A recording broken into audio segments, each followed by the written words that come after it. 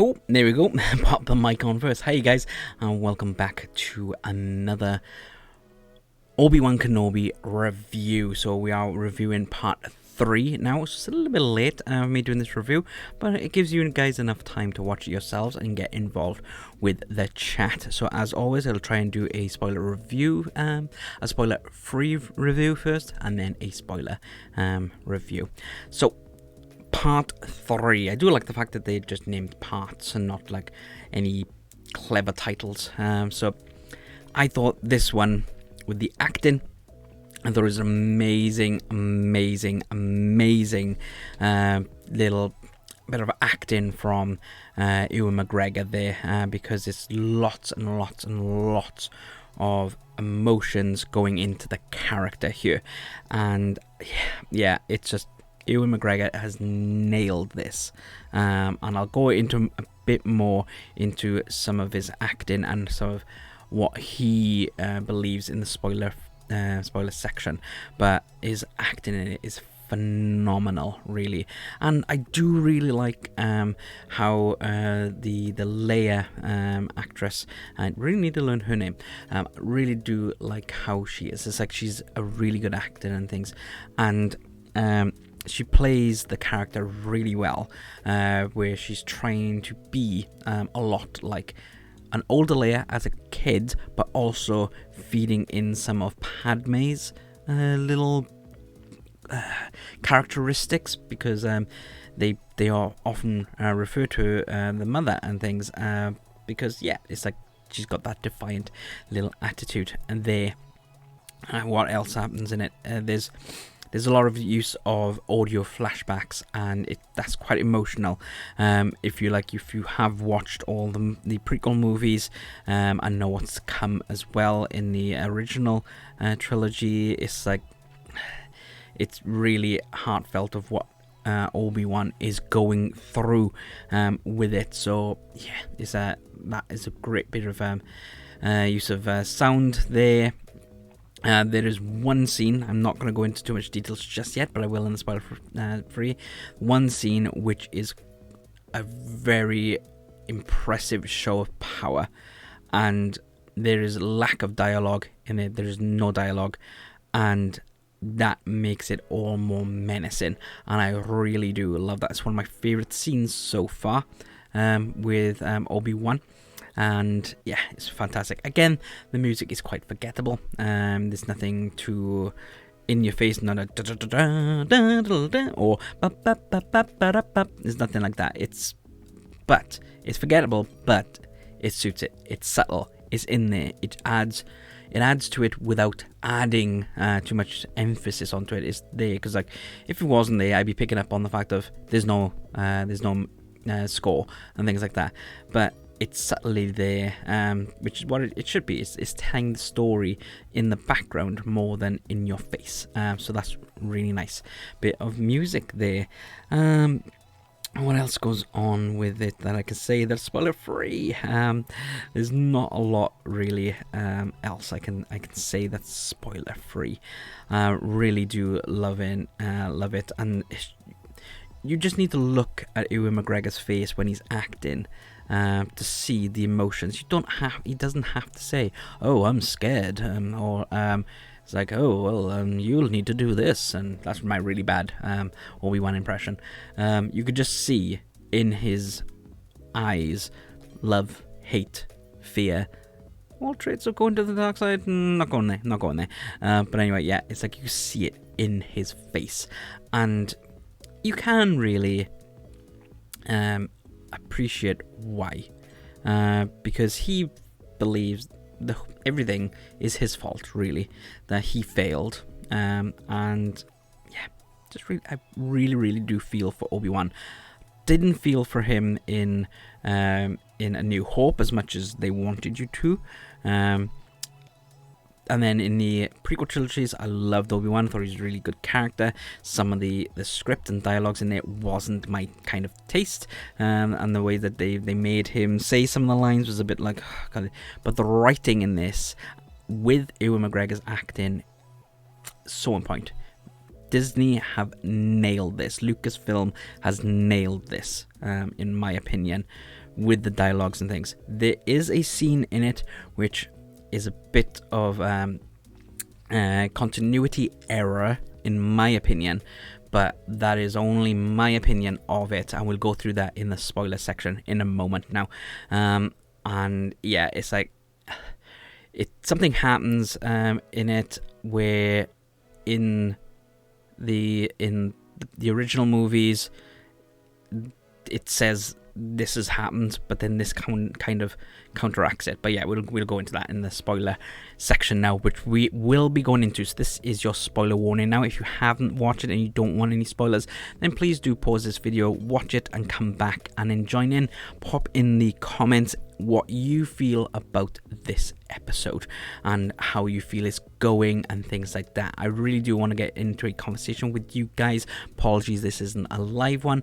I will try and do the next one live for you, which will be on Saturday. We will be doing it on Saturday morning at around 10 a.m. So do watch out for that. Click on the subscribe button and click the notification bell, and you will be notified when we're about to go live. And check out all our social media channels there when we will be going live. So this is your spoiler warning now over. Right, okay, let's get into it. What an episode. Absolutely, what an episode. So much feelings in it. We get Darth Vader in it, and we are revealed that James Earl Jones is the voice of Darth Vader once more. So Hayden Christensen is just the body of Darth Vader.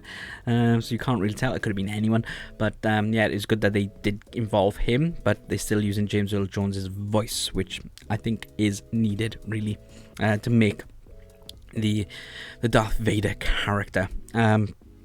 Now, you do see Hayden Christensen in a mirage. Obi-Wan sees Anakin because after the third sister has told Obi-Wan that he's still alive, it's playing on his mind a lot now.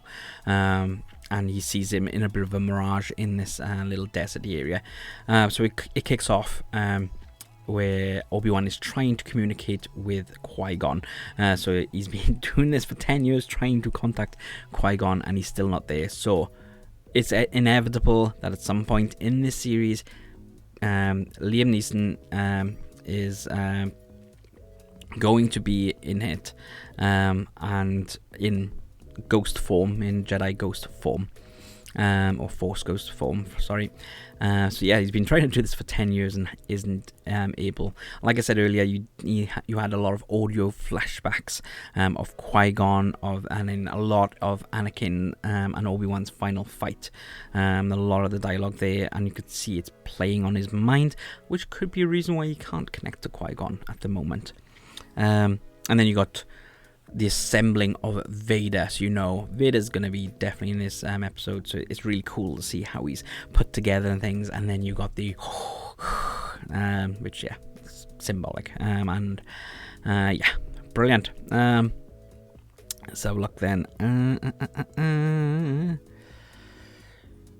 Oh yeah, so Leia, I was just like reading this point and I was like, what does that mean? But yeah, Leia asks, what's the Force feel like? And I do really like the analogy that Obi-Wan uses. He says, it's like, are you afraid of the dark? And it's like, and she's like, yeah. Says, it's like turning on the light. And that's what the feeling is like. And I thought that was really cool, really nice. But obviously he's in the dark at the moment. He hasn't got the light, which is unfortunate there. And when they get to this planet as well, he says that there were fields and families, but the Empire ravaged it. So you get to see more of the oppression of the Empire going across there.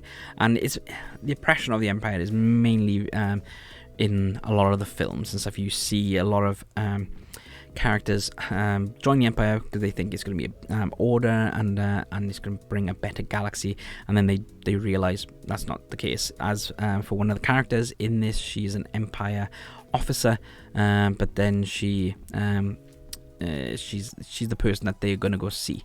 So that was pretty cool. I got that Reva, third sister, is not that strong with the Force, because you get the other one. I can't remember what his name is. I think it's either second brother or fifth brother or something like that.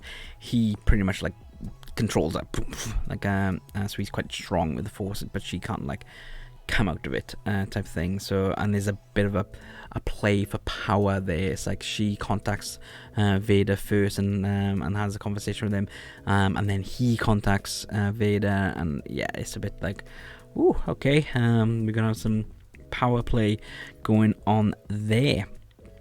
And when this, going back to Obi-Wan and Leia now, I'm sorry it's going all over the place, but I'm going linear of how the episode goes.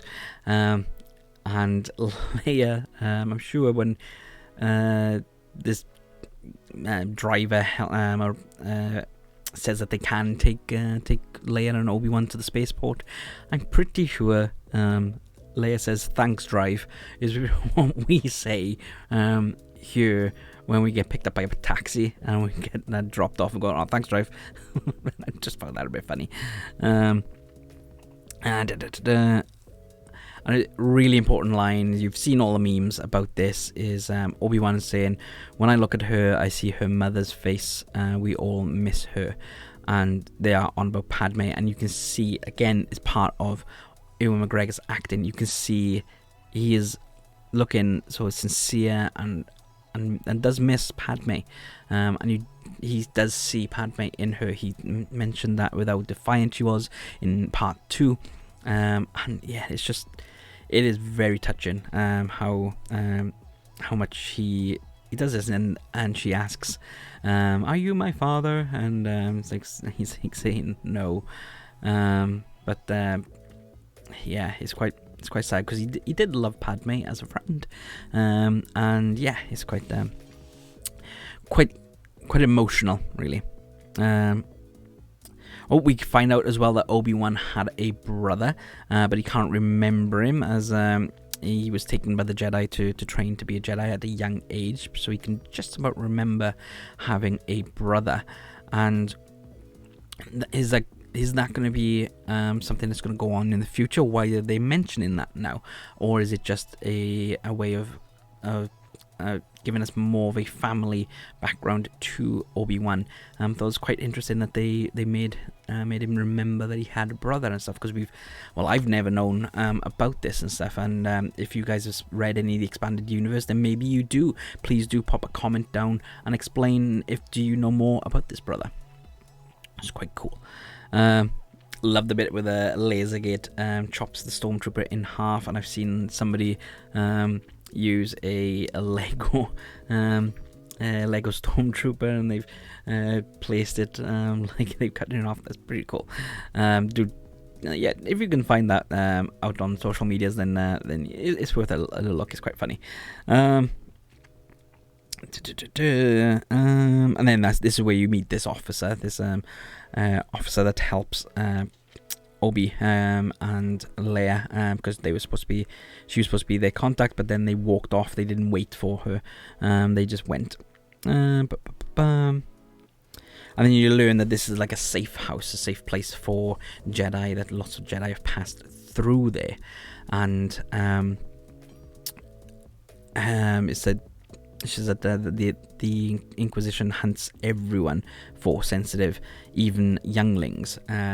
So they've had quite a lot of children coming through there, because they've all left their marks and things like that on the wall. And then Obi-Wan says Quinlan was here. Now, I'm not familiar of who Quinlan is, so if you do, pop him in the comments. I want to know more about Quinlan. Obviously, I think we're going to learn more as the series goes on, so I want to know more about who Quinlan was. I feel like I should know that name. I really do feel like I've heard that name before, but I can't remember where, so do let me know in the comments who that is. And then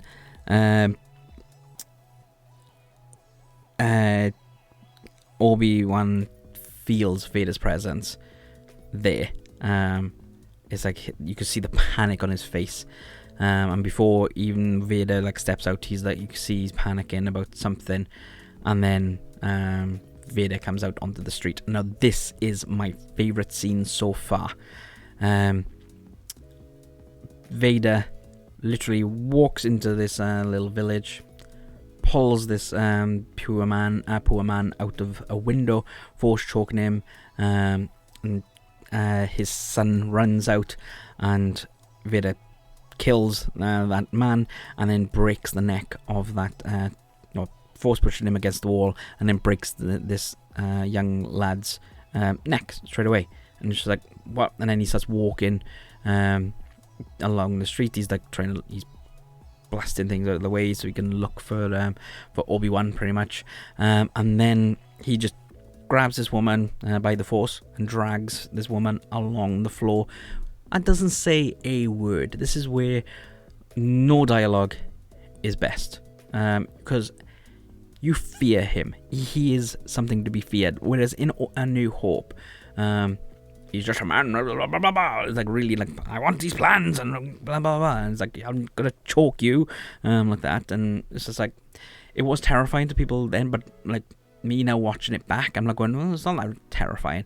This is terrifying. He just comes in and goes, yeah, force choke you, click your neck, drag it in, all for just being there. No, nothing else, no reason. Does not say anything. Doesn't say, I'm looking for Obi-Wan. If you don't show me where the Jedi is, then I'm going to kill people. He just kills people because he is the master of evil. I'm the master of evil, Darth. So yeah, I just thought that was really, really, yeah. And then Obi-Wan like comes out, so Vader can kind of see him, and by the time Vader looks, he's gone, but he knows he was there. So then he pursues, and that's when you see the Disney Plus image with Vader's saber ignited and Obi-Wan in the background. And so Obi-Wan is running away from him, and he ignites his saber and things like that, and the color coming off the saber is beautiful. I absolutely love it, because it's a very dark area, and the only thing light in it is his saber, and it is because you get a lot of his POV, his point of view, where it's like he's bringing the saber back and forth, and you can't see a lot because obviously this is bright light in his face and he's trying to think, so that was pretty cool. And Vader then does what he does to Luke in Empire, and it's like it's all quiet, and all of a sudden then like he's like shut off his oxygen or something, because he's deadly silent, and then all of a sudden like comes at Obi-Wan, and he's only using one hand because he's more force sensitive now and things. He's using one hand to attack, and Obi-Wan is weak, and he's like, yeah, I think Vader does say this, like, oh, you're weak, Obi-Wan, but it's like, of course he's weak, because he hasn't really been training to use a lightsaber for 10 years and stuff, and he's buried it. He's buried it along with Anakin's saber, with his own lightsaber. He's buried that. I still really love how that one looks like it's a red lightsaber going through. I know it's another version of this, but yeah, it's pretty cool. Yeah, so the next scene is like, this whole thing is horrific, and it's really, it's a great action scene, terrifying scene as well, and you fear for Obi-Wan when Vader makes like all these stones go on the floor, and he ignites them with his saber, which I don't actually think that would happen, because I don't know whether there's heat coming off a lightsaber. I've always thought that it wasn't heat coming off it, but anyway, whatever. And it ignites it, so it's the flame, and he grabs Obi-Wan by the force and drags him across the fire, and says, now is your time to suffer. But then this officer lady, she kills some of the stormtroopers and distracts them, so her big droid can take him away from there. So loved it. I absolutely loved that scene. It was a really cool scene. My only issue I had of it is the fact that in A New Hope, Vader says something, I'm paraphrasing here, something along the lines of, when last I saw you, I was but the learner, now I am the master. And Obi-Wan says, only a master of evil, Darth. So that implies that they've never seen each other since the time on Mustafar to the Death Star. So that's kind of an issue for me, but not so much, because this makes it so much cooler, and also it looks far better, and you can understand Obi-Wan's fear against Vader, and also you see Vader's anger towards Obi-Wan, and how much he really wants to kill Obi-Wan, or not so much kill him, make him suffer, and then kill him. So yeah, wow, what a scene, absolutely what a scene, and I cannot wait now for this week's episode. I just read my last point, but I really can't wait for this week's episode. My last point is, how did Third Sister get to the end of this tunnel? Because she arrives at the top, and then all of a sudden Leia's run in to meet this other person, this pilot at the end, and then Third Sister's there. It's like, okay. It's like, does she have a blueprint of these tunnels? So yeah, that was a bit of a strange one. But anyways, yeah, I absolutely loved this episode. Giving it a 9 out of 10. Nah, not a 9.5 this time. Only because of that little bit of consistency there. But again, I loved the entire scene. Loved it, absolutely loved it. Let me know what you thought of this episode down in the comments below. I will be watching this the part 4 on Wednesday, and then I'll do the review on Saturday this week, but also on Wednesday Ms. Marvel is out, so I'm going to watch that episode and do a review of that as soon as it's out. So then we continue on Wednesdays to do those, or Thursday depending on my workload, because sometimes I work away on these days that these things come out, and that's why this episode is a lot later coming out as well. So this review is a lot later, and I do like to leave with Obi-Wan a few days, so then you can watch them and get involved. So I will be going live on Saturday morning with a part 4 review. So yes guys, I'm going to leave it at that, but please do click that subscribe button and notification bell and get commenting down below. I want to have a chat with you guys, it's amazing. So yes, until next time, bye.